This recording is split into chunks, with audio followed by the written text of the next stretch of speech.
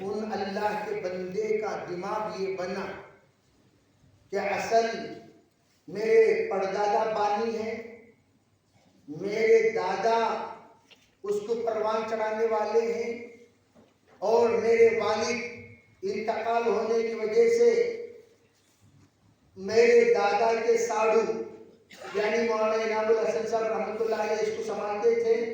اب اس کے بعد میں آ چکا ہوں، جناب محترم اب ذمہ دار میں ہوں۔ میرے نانا ہیں، نانا کا تو انتقال ہو گیا، حضرت مولانا اظہار الحسن صاحب رحمۃ اللہ علیہ، ان کا تو 2 سال کے بعد انتقال ہو گیا۔ اب رہے میرے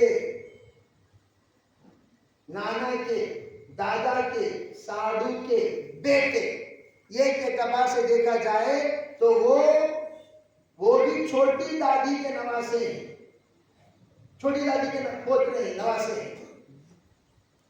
یعنی حضرت مولانا یوسف صاحب رحمۃ اللہ علیہ، حضرت مولانا انعام صاحب، یہ دونوں کی دونوں ساڑو ہیں۔ ساڑو جب ساڑو ہیں تو گویا یوسف رحمۃ اللہ علیہ کے بیٹے مولانا ہارون صاحب کے درجے پر حضرت مولانا زبیر صاحب، گویا یہ چچا ہوئے، گویا یہ چچا ہوئے، بھائی دونوں خلیرے بھائی ہیں، خلیرے بھائی۔ اور جناب نے سوچا انہوں خاموش بیٹھے رہتی، اب میرا اس وقت طوطا بول رہا ہے تو سیدھا کر وہ کرسی کیسا قبضہ کرے، اس کا ایک عجیب واقعہ، اس کا ایک عجیب واقعہ۔ ایک جگہ تھی مولانا انعام صاحب رحمۃ اللہ کے بعد، وہ جگہ پر مشورہ نہیں ہوتا تھا۔ اب انہوں نے اچانک ان کے نانا کے انتقال کے بعد کہا کہ بھائی وہ جگہ کی صفائی کے لیے چابی چاہیے۔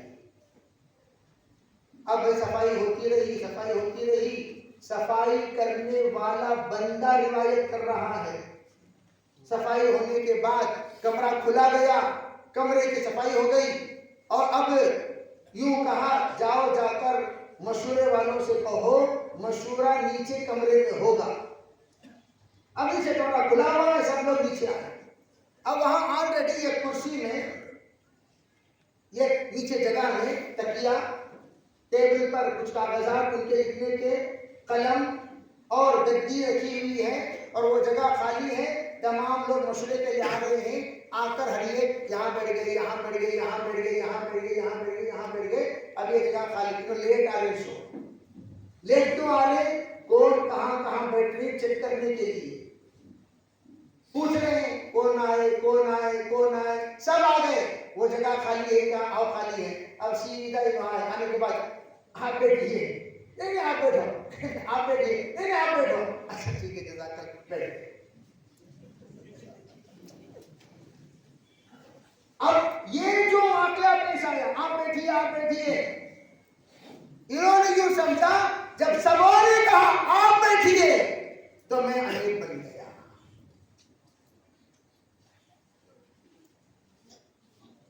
حدیث میں ہے جو امیر بننا چاہے اسے امیر مت بنایا کرو، صاف روایت۔ کیوں؟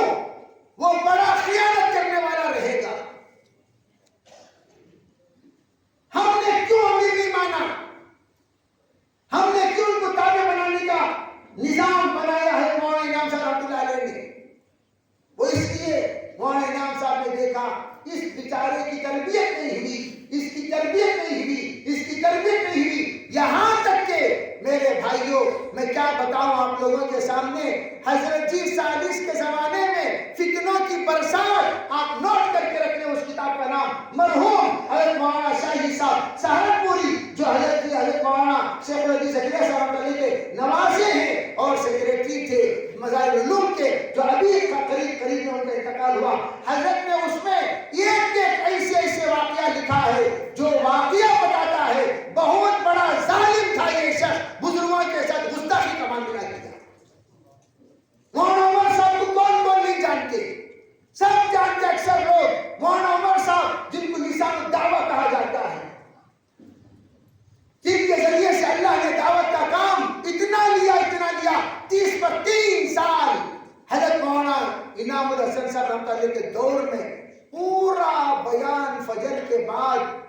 مرکز نظام الدین میں انہوں نے کیا.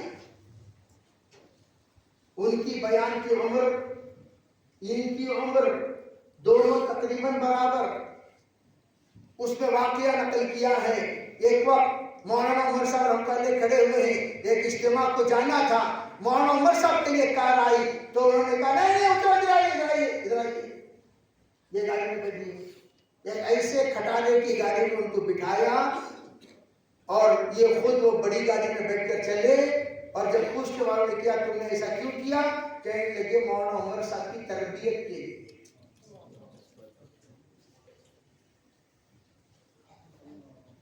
اور مولانا عمر صاحب اپنی پوری زندگی کبھی شکایت نہیں کی, صبر کر لیے. مولانا انعام الحسن صاحب رحمۃ اللہ کے زبان سے کئی لوگوں نے ایسے دردناک جملے سنے ہیں کہ جن سے یہ بات معلوم ہوتی ہے انہوں نے مولانا انعام صاحب کو تکلیف دینے والی بات کہی ہے. اس کے باوجود یتیم بچہ, اس بچے کو اگر چھوڑ دیں گے خاندان دعوت کا چراغ بجھ جائے گا, یہ بگڑ جائے گا, یہ کسی اور جگہ پھنس جائے گا, چلا جائے گا. اس کے بگاڑ کو کنٹرول کرنے کے لیے دعوت کے ذمہ داروں کے ساتھ ان کو رکھنا زیادہ مناسب ہے. اس لیے انہوں نے کسی نہ کسی طریقے سے پڑھ لو یہ کہہ کر نظام الدین میں پڑھا کر آخر میں فارغ کے کرائے. ان کے ساتھ پڑھنے والے آج بھی موجود ہیں. ذرا سن لیجیے ان سے کہ کبھی دل میں بات آتی تو کلاس کو آتے, جب دل میں بات نہیں آتی کلاس کو نہیں آتے. انہوں نے پوری زندگی میں فیل ہونے کی ذلت برداشت مجھ سے نہیں ہوگا, اس لیے امتحان ہی نہیں دیا. امتحان ہونے کے بعد پاس ہوتی سو. اب انہوں زندگی میں جو کتابوں کا امتحان دیے ہی نہیں, کیا خواب کے عالم بنے ہوں گے؟ اب عالم لوگوں کو کیا ہے, چند جملے حدیثوں کو پڑھنا لگے عالم بھائی. اب بیچارے عالم بن کر جب کرسی پہ بیٹھ کر بیان کرنا شروع کیے, اللہ اکبر, انہوں نے گستاخی کی فہرست جو صحابہ کی شان میں نے بیان کی, نبیوں کی شان میں نے بیان کی, حضور کی شان میں نے بیان کی, انہوں نے کرسی پر بیٹھ کر صحابہ کو نکمنے کہا.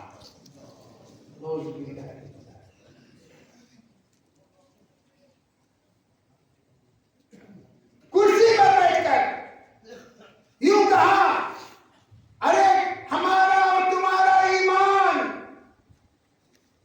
صحابہ سے بھی اولیاء سے بھی تو الگ بات تھی, لیکن کہا کیا, صحابہ سے بھی نبیوں سے بھی بڑا ایمان ہے. یہ تو معمولی بات تھی. ہدایت کس کے ہاتھوں میں ہے؟ انہوں نے صاف کہا ہدایت اللہ کے ہاتھ میں نہیں ہے, ہدایت اللہ کے ہاتھ میں نہیں ہے, ہدایت اللہ کے ہاتھ میں نہیں ہے. اگر اللہ کے ہاتھ میں ہدایت ہوتی نبیوں کو اللہ کیوں بھیجتا؟ اس سے بڑھ کر یہ سب علماء ہیں. ارے علماء ہیں کہ نہیں؟ وہاں کے علماء کچھ بیٹھے ہوں گے, یہاں کے علماء بیٹھے ہوئے ہیں. ان کو ہم بھائی ماہانہ مختصر کمر سیدھی ہوئے جیسی تنخواہ دیتے کہ نہیں دیتے؟ ارے بولو بھائی کیسی, کیا تنخواہ میں بول رہا ہوں, کیسی؟ ارے بولو بھائی کیسی؟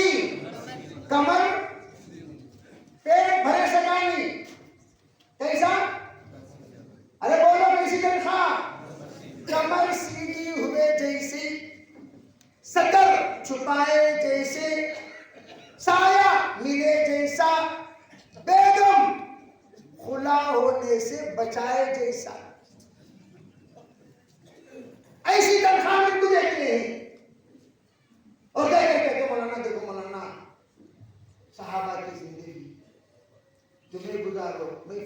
زندگی گزارو, تمہیں اولیاء کی زندگی گزارو, میں دلیلہ کی زندگی گزارو, تمہیں اللہ والے کی طرح زندگی گزارو مولانا, تمام خواہشات کو دفن کر کو سادی سی زندگی گزارو مولانا, میں نفسانی خواہشات میں مبتلا ہو کو نمرود کی طرح زندگی گزارو. ہماری زندگی کا معیار الگ اور ان لوگوں کی زندگی کا معیار, ان کے پاس نئی گاڑی ناجائز حرام ہے, انہوں بہترین گھروں میں رہنا انتہائی ناپاک چیز ہے, ان کا اچھے کپڑا پہننا انتہائی کفر تک لے جا کر پہنچا دیتا ہے. اس طرح ہم لوگوں نے دماغ بنا رکھا. اللہ اللہ بول کو کمر سیدھی ہوئے سکا جو تنخواہ دے دینا ہمیں, وہ تنخواہ دیکھو بھئی. اللہ اکبر اللہ اکبر. سرکار دو عالم صلی اللہ علیہ وسلم نے فرمایا بہترین ہدیہ وہ ہے جو ہدیہ قرآن پڑھنے اور پڑھانے کے بعد دیا جائے. حضور نے اسے مہر بنایا. ایک صحابی آئے کہنے لگے اريد ان اتزوج یا رسول اللہ. حضور نے فرمایا ما عندک, ارے تو شادی کرنا چاہتا ہے بتا تیرے پاس کیا ہے. ما عندی شیء یا رسول اللہ. فرمایا جا فالتمس خاتما من حدید, جا کر ایک لوہے کی انگوٹھی تلاش کر. گئے تلاش کیے نہیں ملی. ما وجدتها یا رسول اللہ. فرمایا جا دوبارہ گئے, جا سہوارا گئے. فرمایا ارے نہیں ملی تو پھر ہے ہی کیا تیرے پاس. ما عندی الا ازاری یا رسول اللہ, میرے پاس تو صرف میرا لباس ہے, اس کے علاوہ اور کچھ نہیں ہے. فرمایا قرآن یاد ہے. کہاں یاد ہے؟ بیوی کو سکھائے گا. ہاں سکھاؤں گا, چل اسی کو مہر بنا کر میں نکاح پڑھا دیتا ہوں. علماء کہتے ہیں اس سے پتہ چلتا ہے قرآن کو جب مہر بنانا جائز ہے تو قرآن پڑھا کر اس کا ہدیہ لینا بھی جائز ہے. حضور نے بتایا مہر تو پیسوں کا دیا جاتا ہے, ہدیہ کیوں نہیں لے سکتے. اور یہ منہ اور رسول کی دال. اللہ اکبر. کیا فرما رہے ہیں, اگر کوئی عالم دین, اللہ میں کیسے اس شریف لوگوں کے محفل میں اتنی گندی بات کروں, مجھے سمجھ میں نہیں آتا. یوں کہہ لگے وہ عالم دین جو قرآن پڑھا کر تنخواہ لیتا ہے اس کی تنخواہ ایسی ہے, اس کی تنخواہ رنڈی کی کمائی سے بدتر ہے.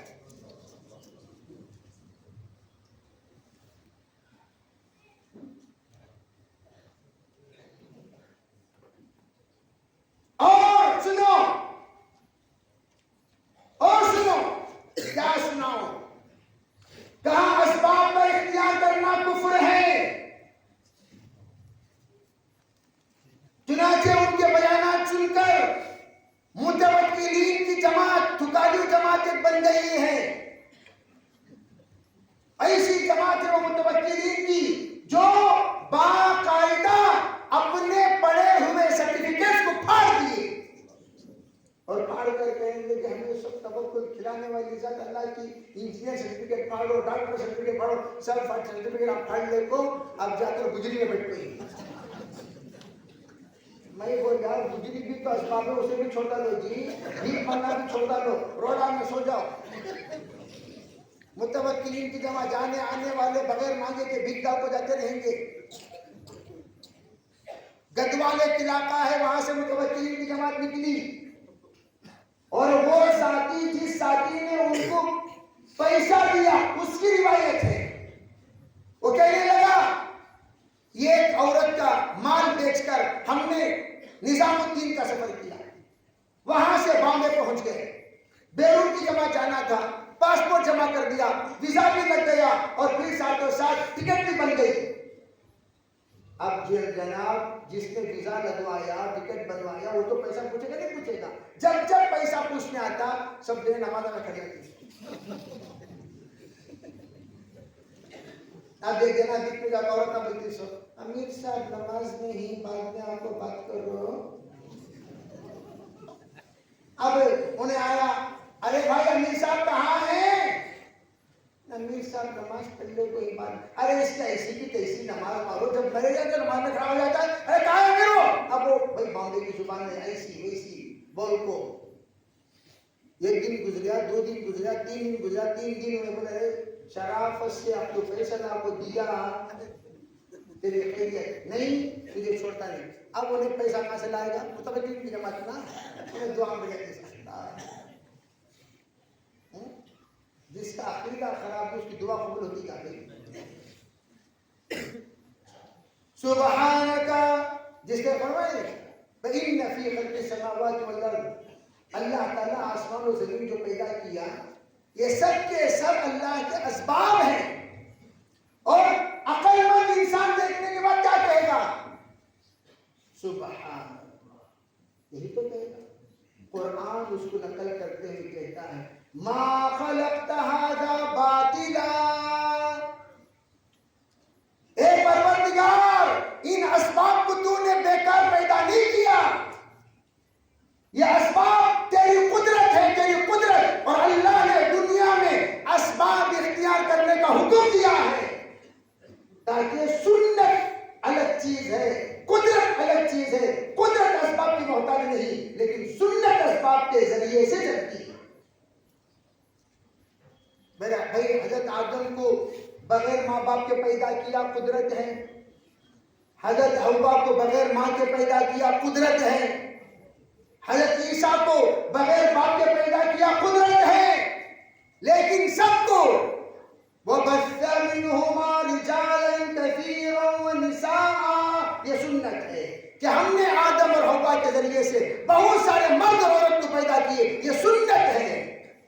قدرت اسباب کے محتاج نہیں، سنت اسباب کے ذریعے سے چلتی ہے. اب انہوں نے صاف کہہ دیا سنت اختیار کرنا ہوگا. اس وقت تک کسی کا ایمان کامل نہیں ہو سکتا جب تک کہ بجلی کو اس یقین کے ساتھ پکڑے کہ وہ مجھے کچھ نہیں کر سکتا. سب کو کرنا لگا لو اور یہاں تمہارا یقین اتنا بنیادی گزراؤ کو حل و مسافہ کرنا تو سمجھ جانا کہاں بھائی یقین بنا رہنا تھا. حال میں ایک بیان آیا سولی پہ چڑھ جاؤ بول کو اللہ. اب میں سوچیا یہ کون سی جماعت سے بتانا پڑ رہا سو، یہ تو تبلیغی جماعت کے سکا تو دکھ رہا نہیں. ہمارے اسلاف دیکھے، ہمارے اکابر دیکھے، ارے یہ کون سی جماعت کی بات کر رہا، کیسی باتیں کر رہا، بہتی بہتی باتیں، الٹی الٹی باتیں، ایسی ایسی حرکتیں، ایسی ایسی باتیں. جماعت کا نام بدنام ہو رہا ہے.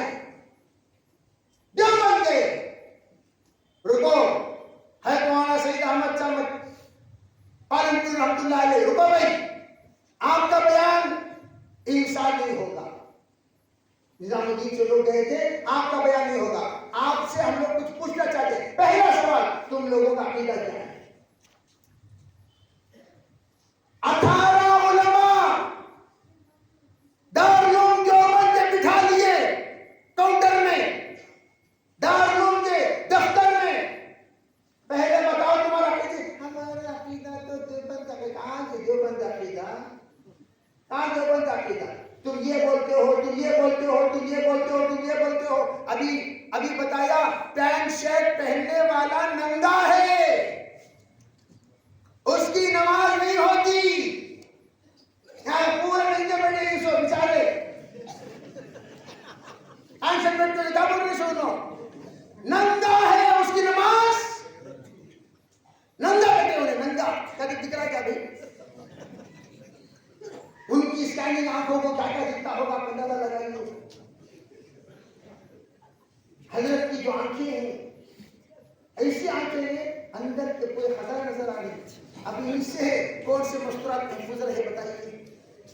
مرد حضرات ننگے دکھ رہی. کیا بولوں میں، کیا بولوں؟ ایسے پاگل انسان کو جس کا دماغ کا بھی علاج کرنے کی ضرورت ہے. بہتی بہتی باتیں، الٹی سیدھی باتیں، جس کی باتیں سن کر علماء بنگلہ دیش کا پاؤں رکھنا نہیں ہے. تمہیں پہلے علاج کرنے کا تمہیں لوگوں کو یہاں نہیں. تمام کشمیر کے علماء خبردار خبردار خبردار، اس جماعت کو ہم ہرگز ساتھ نہیں دیں گے. اور اس کے عقیدے پر جو بندہ مرتا ہے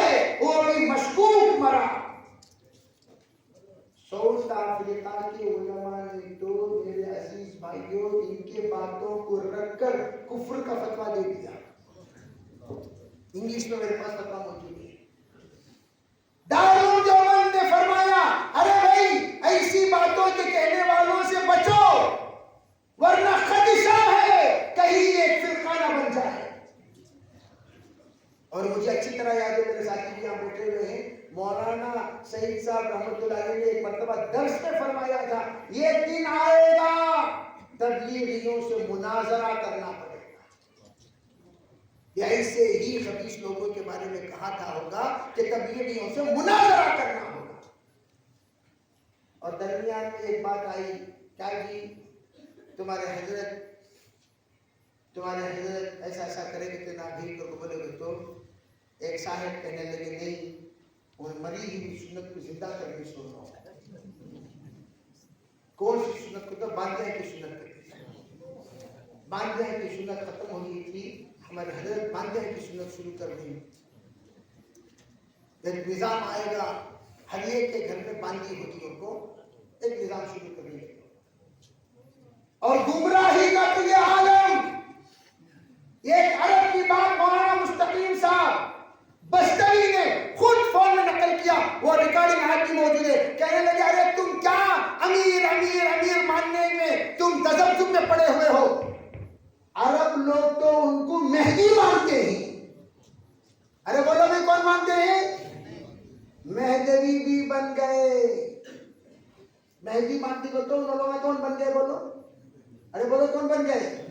दायरे वाले मेहदवी बनने की नहीं सकते।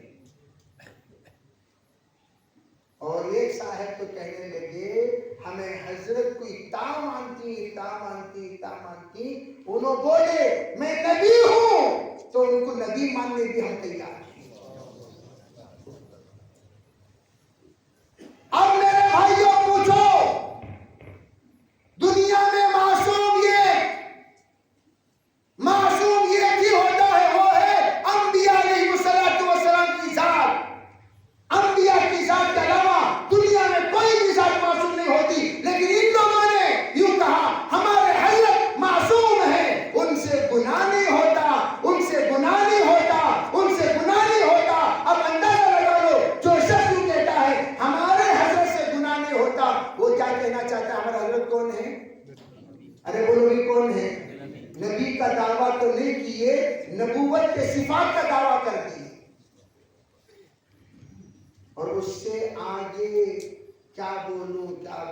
जितनी बातें मैं कह रहा हूं ना आपके सामने, ये सब हमारे पास रिकॉर्डिंग मौजूद है। 40 पर 8 घंटे के उनके कुछ रिकॉर्डिंग हमारे पास ऐसे मौजूद हैं जो किसी को नहीं पता। उसके पास है जो इनका 14 का 15-16 साल खादिम रहा है, मौलवी यासीन। मैं हमेशा ये बात नहीं कहता, यहाँ कह देता हूं, मौलवी यासीन वो कहने लगा, मैं क्या बताऊं मौलवी साहब, मैं क्या बताऊं, मुसल्ले पर से 17 मर्तबा में हजरत को याद दिलाकर वापस लाया हूं। हजरत तुम्हारा वजू नहीं है, कहां मुसल्ले पर पहुंच गए? तुम्हारा वजू नहीं है, कहां मुसल्ले पर पहुंच गए? आइए वजू करके जाते हैं। तो मैं 17 मर्तबा वापस लाया हूं। आप अंदाजा लगाओ, जिस बंदे के वजू का ख्याल नहीं, उनके पीछे नमाज पढ़ने वालों का क्या हाल हुआ। मैं हमेशा कहता हूं, देखो भाई, ज्यादा होशियारी करको पोस्टमार्टम करने नको दे। हमें लोग बहुत दबा को बोलती सो, बहुत ब्रेक लगा को बोलती सो, चिंता करना क्या बोलो करता। शराफत से तौबा कर लो। और ये गीबत नहीं है। कुछ चिट्ठियों का मैं जवाब देता चलता हूं, सुनो। बहुत सारे लोगों का एतराज है कि हजरत वाला के खिलाफ बात करना गीबत है। नहीं, क्यों? 11 जगहों पर गीबत करना वाजिब है। सुनो, 3 जगहों पर झूठ बोलना सुन्नत है। इधर جگہ پر نمبر 1 بیوی کو خوش کرنے کے لیے جھوٹ بولنا. کیا جی کہ میں گئی چاند کے سکا دکھ رہی ہے، حالانکہ سورج کی چاند گرہن کے سکا ہے.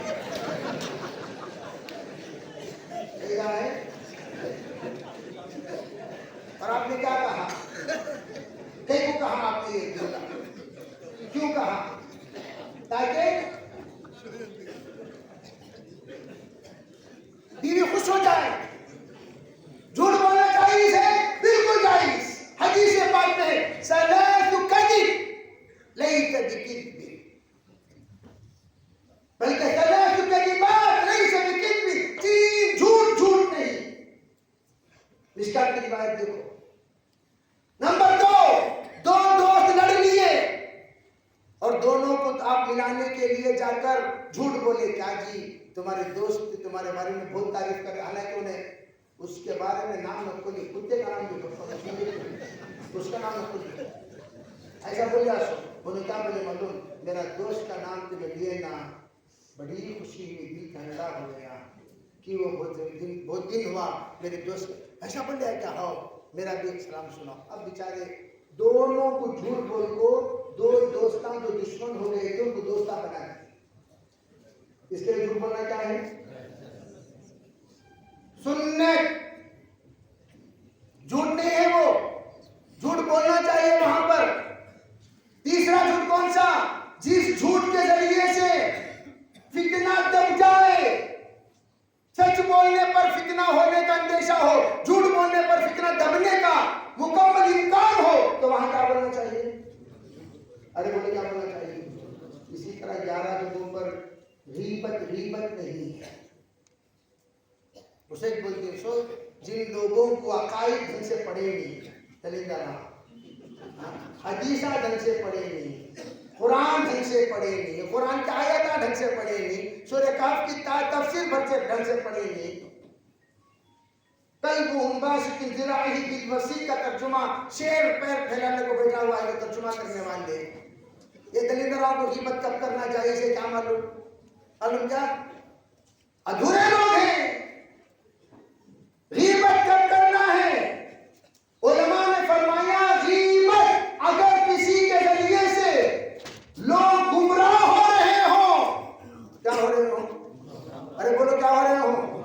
اس انسان کے بارے میں اطلاع دینا، اس انسان کے بارے میں آگاہ کرنا، اس انسان کے بارے میں خبر دینا، اس انسان کے بارے میں ہر چیز کو کھلا سمجھانا.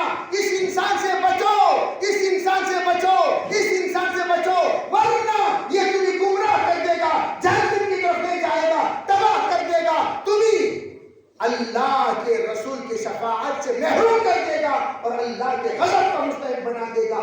اس طرح اس انسان کی پوری اطلاع دینا یہ واجب ہے، غیبت نہیں ہے. جیسے غلام محمد قادیانی کے بارے میں بولنا غیبت کیا بھائی؟ ارے بولنا غیبت ہے. اگر کوئی اسلام کا دشمن ہے، ایمان کا دشمن ہے، قرآن کا دشمن ہے، حدیث کا دشمن ہے، اس کے بارے میں برا بھلا کہنا غیبت ہے. ارے بولو غیبت ہے؟ نہیں ہے. روز کا دم سے تمہارے دم میں گئی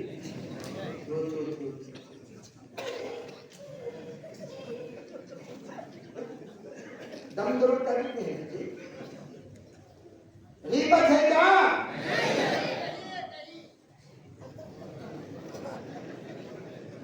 ایسا بیٹھے ہیں بیچارے 3 دن سے افطاری کرے سکرات کے ہاتھ میں بڑھ رہے ہیں.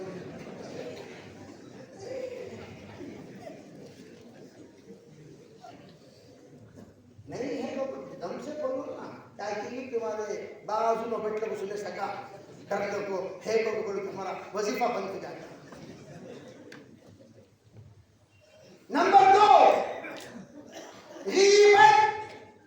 اللہ کے رسول علیہ الصلوۃ والسلام کی خدمت میں ایک آدمی آ رہا تھا. حضرت عائشہ سے حضور نے فرمایا عائشہ انہیں آ رہا دیکھو 1 نمبر کا چھتری عائشہ انہیں آتے ہوئے آئیے تشریف رکھیے بول کو حضرت بات چیت کر دو اکرام کر دو بھیجے. حضرت عائشہ پوچھے انہیں آتے اس کے میں بولے نا حضور برابر انسان نہیں ہوتے اس کے شر سے بچوں بولے نا انہیں آتے اکرام کرے نا آپ حضور صلی اللہ علیہ وسلم کہنے لگے میرا اکرام کرنا اس لیے تھا تاکہ اس کے شر سے میں بچوں. میں اکرام نہیں کیا تو انتہائی کمینہ ہونے اس کے کمینہ پن کو دبانے کے واسطے آئیے حاجی صاحب آئیے بلکہ مسافہ کر لیا سو. سمجھ نہیں؟ ہاں ہمیں مسافہ نہیں کریا تو انہیں آئندہ چل کو پلاننگ ڈالے گا کرمینل مائنڈ ہوتے. اس لیے اس کے کرمینل پن کو دبانے کے واسطے کیا کیا. اس لیے یہ اکرام کرنا کیا نہیں ہے بولو غلط بات. اب ان کی دعوت جو انہوں دعوت دے اس میں نئی نئی چیزیں کیا کیا داخل ہیں پوچھ رہے ہیں. نئی نئی چیزیں کیا کیا داخل. نمبر 1 پہلی بات میں نے بتا دیا اسباب کے بغیر جماعت میں جانا. کس کے بغیر جماعت میں جانا؟ بغیر اسباب کے جماعت میں جانا یہ سب سے بڑی کمی ہے. بِأَمْوَالِهِمْ وَأَنفُسِهِمْ بِأَمْوَالِكُمْ وَأَنفُسِكُمْ. قرآن بار بار کہتا ہے اموال جان مال جان مال جان مال. ان اللہ اشترى من المؤمنین ارے بولو بِأَمْوَالِهِمْ. ہر جگہ مال ایک ہی نہیں ہے. ارے بولو کہ مال ایک ہی نہیں ہے. انہوں بولتی مال کے بغیر جماعت میں جاؤ سب سے بڑی خرافات ہی ہے. اس سے بڑھ کر کیا ہے وہ کہتے ہیں کہ آپ اگر جا کر بازار میں بات کرتے ہو دعوت کی وہ دعوت کے اصول کے خلاف ہے. ہر بازار والے کو مسجد میں لا کر بات کرو. تاریخ میں ایک مثال ایسی بتا دو اللہ کے رسول علیہ السلام صحابہ اکرام وہ لوگ بازار میں دین کی بات کرے بغیر سیدھا لا کر مسجد میں لا کر بات کیے ہو نہیں ملے گا. کتاب البیوع اٹھا کر دیکھو اللہ کے رسول علیہ السلام بازار میں جا کر نصیحت کرتے تھے. کہاں نصیحت کرتے تھے؟ صحابہ فرماتے ہیں اسواقنا مساجدنا. ہمارے بازار ہماری مسجدوں کی طرح ہوا کرتی تھی. ہمارے بازار میں مسجد میں کوئی فرق نہیں ہوتا تھا. اتنا زیادہ بازار کا ماحول دین کا ماحول ہوا کرتا تھا. اور جناب کہتے ہیں بازار میں جا کر دعوت کی بات کرنے سے آدمی سنت کے خلاف عمل کیا. اس طرح بہت ساری باتیں ہیں جو میں نے بڑی بڑی باتیں بتا دی آپ لوگوں کے ساتھ. اور ان کے عقائد فاسدہ کیا ہیں؟ سب سے بڑا عقیدہ ان کا یہ ہے انبیاء معصوم نہیں ہیں. انبیاء کیا نہیں ہیں؟ اللہ ارے بولو کیا نہیں ہے؟ معصوم کسے کہتے ہیں؟ انبیاء سے گناہ سرزد نہیں ہوتا ہم کہتے ہیں. انہوں کہتے ہیں انبیاء بھی گناہ کرتی ہیں.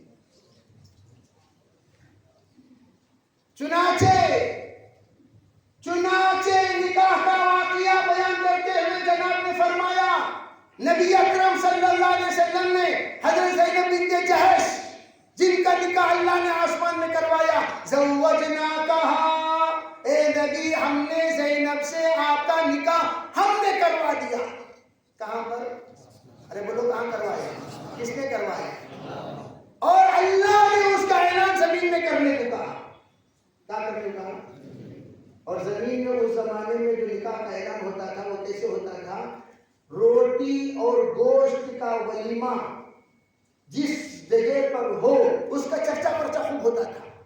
تو حضور نے حضرت زینب کے نکاح جس کا آسمان میں ہوا حضرت زینب کے طلاق دینے کے بعد جو متبنہ تھے منہ بولے بیٹے تھے پوری دنیا کو یہ بات بتانا تھا کہ منہ بولے بیٹے کی بیوی وہ صحیح اصل بہو نہیں ہو سکتی اس سے نکاح ہو سکتا ہے. اللہ نے نکاح کروایا زمین میں حضور نے ولیمہ کروایا اور ولیمہ کراتے وقت آپ علیہ السلام نے خوب لوگوں کو جمع کیا.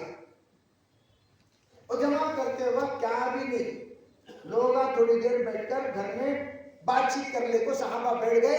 اللہ تعالیٰ نے آیت نازل فرمائی وَإِذَا تَعِمْتُمْ بھئی جب کھانا کھا چکے تو کیا کرو فَانْتَشِرُوا جب کھانا کھا چکے نکلو فوراً. کھانا کھا لے نکلو بیٹھ کر باتیں کرنے پڑے لوگوں. کیوں؟ ابھی دلہا دلہن حضرت زینب اور حضرت نبی علیہ السلام دونوں موجود ہیں. ٹائم بہت زیادہ ہو گیا نکلو باہر.